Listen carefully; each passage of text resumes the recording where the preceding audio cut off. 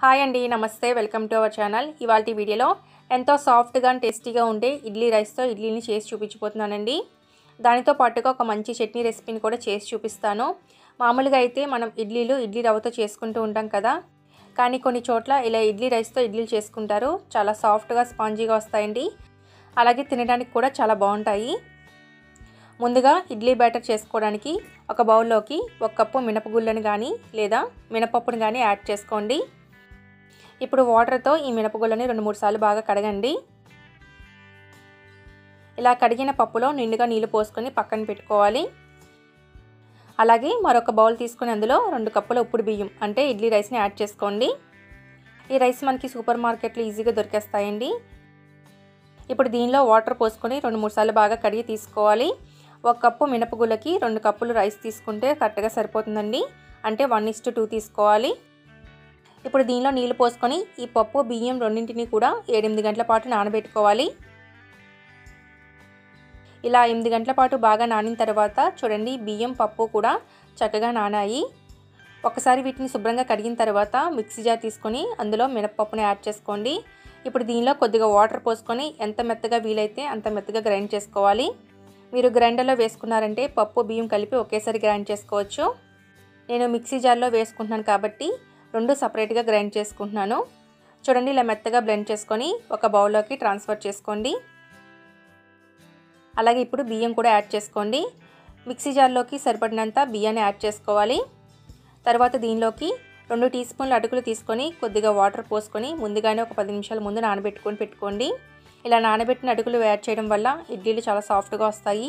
ఇప్పుడు అటుకులను యాడ్ చేసుకొని కొద్దిగా వాటర్ పోసి మరీ మెత్తగా కాకుండా లైట్గా పలుకు ఉండేటట్లుగా గ్రైండ్ చేసుకోండి. ఇలా గ్రైండ్ చేసుకున్న పిండిని మినప్పిండిలో యాడ్ చేసుకోండి. అలాగే మిగతా బియ్యాన్ని కూడా గ్రైండ్ చేసేసుకోవాలి. ఇప్పుడు ఒకసారి బాగా కలుపుకోండి.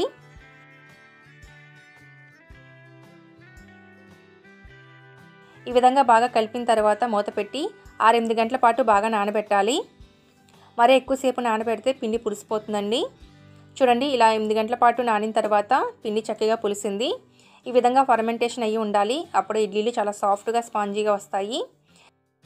ఈ విధంగా మనం కింద ప్లేట్ పెట్టడం వల్ల ఒకవేళ ఇడ్లీ పిండి పొంగినా వేస్ట్ అవ్వకుండా ప్లేట్లోనే పడుతుంది. ఇప్పుడు ఒకసారి ఇడ్లీ పిండిని బాగా కలుపుకోండి. ఇప్పుడు ఒక బౌల్లోకి మీకు కావాల్సినంత పిండిని తీసుకొని మిగతా పిండిని ఫ్రిడ్జ్లో పెట్టుకున్నారంటే మీరు 2-3 రోజుల పాటు ఇడ్లీని వేసేసుకోవచ్చు. దీనిలో టేస్ట్కి సరిపడా సాల్ట్ అలాగే కొద్దిగా వాటర్ యాడ్ చేసుకొని బాగా కలుపుకోండి. చూడండి, కన్సిస్టెన్సీ అనేది ఈ విధంగా ఉండాలి. ఇప్పుడు ఇడ్లీ రేకులు తీసుకొని కొద్దిగా ఆయిల్ కానీ నెయ్యిని కానీ రాసి ఇడ్లీ పిండిని కొంచెం కొంచెంగా రేకుల్లో వేసుకోండి. ఇలాగే మీకు ఎన్ని రేకుల్లో కావాలంటే అన్ని రేకుల్లో ఇడ్లీలన్నీ వేసేసుకోండి. నేను 2 రేకుల్లో ఇడ్లీలను వేసేసుకున్నానండి. ఇప్పుడు ఇడ్లీ గిన్నెలో వాటర్ పోసుకొని రేకులను పెట్టేసుకోవాలి. తర్వాత మూత పెట్టి స్టవ్ వెలిగించి ఆవిరి మీద 10-12 నిమిషాల పాటు హై ఫ్లేమ్లో ఉడికించండి. ఈ ఇడ్లీలు ఉడికేలోపు చట్నీని తయారు చేసుకుందామండి. ఇప్పుడు దానికోసం ఒక మిక్సీ జార్ తీసుకొని అందులో 1 కప్పు పుట్నాలు అంటే వేపుడు శనగపప్పును యాడ్ చేసుకోండి. నెక్స్ట్ దీనిలోనే 1/2 టీ స్పూన్ జీలకర్ర అలాగే 2 పచ్చిమిర్చి మీ కారానికి తగినట్లుగా యాడ్ చేసుకోండి. కొద్దిగా కరివేపాకు, కొద్దిగా కొత్తిమీర, టేస్ట్కి సరిపడా సాల్ట్ వేసి ఒకసారి బ్లెండ్ చేసుకోండి. తర్వాత దీనిలో కొద్దిగా వాటర్ని యాడ్ చేసుకోండి. అలాగే అరచెక్క నిమ్మరసం కూడా యాడ్ చేసుకొని మెత్తగా స్మూత్ పేస్ట్ లాగా బ్లెండ్ చేసుకోవాలి. మన చట్నీకి తగినట్లుగా నీళ్ళు పోసుకొని ఫైన్ పేస్ట్ లాగా బ్లెండ్ చేసుకోవాలి. చూడండి, ఈ విధంగా చేసుకొని ఇప్పుడు దీన్ని ఒక బౌల్లోకి ట్రాన్స్ఫర్ చేసుకోండి. ఇప్పుడు తాలింపు కోసం స్టవ్ మీద ప్యాన్ పెట్టి అందులో 1 టేబుల్ స్పూన్ ఆయిల్ వేసుకోండి.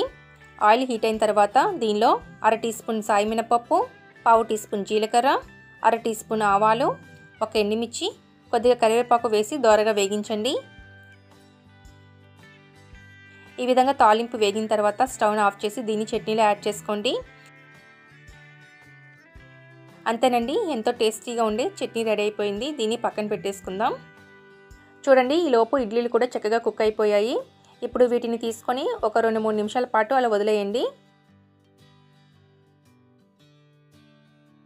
ఒక 2-3 నిమిషాల తర్వాత ఇడ్లీని తీసుకొని ఒక సర్వింగ్ ప్లేట్లోకి సర్వ్ చేసేసుకుందాం. ఈ విధంగా ఇడ్లీ రైస్తో ఇడ్లీని చేశారంటే ఇడ్లీలు చాలా స్పాంజీగా టేస్టీగా వస్తాయి. అలాగే మనం ముందుగా రెడీ చేసి పెట్టుకున్న చట్నీతో పాటు ఈ ఇడ్లీని సర్వ్ చేసుకుంటే చాలా రుచిగా ఉంటాయి.